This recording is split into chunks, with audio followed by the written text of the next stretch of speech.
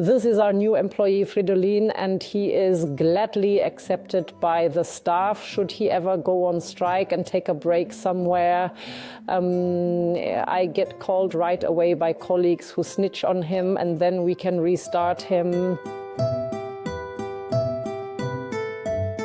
He is well received, he cleans nicely and greatly eases our work.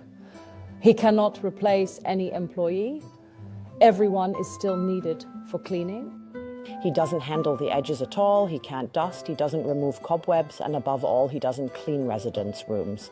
And that's why the cleaning staff are very important, because we also want contact with the residents and don't just want to employ machines here. Yes, we have the cleaning robot J40 from Sebotics here. We chose it because we have difficulties finding cleaning staff, or to simply treat the ones we have in a way that conserves their strength.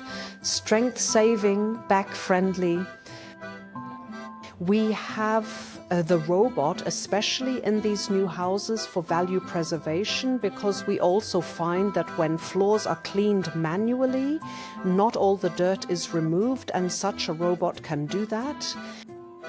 It picks up significantly more dirt, which we can see every time in the dirty water. Additionally, we save cleaning agents, which is good for the environment, but of course also for our budgets.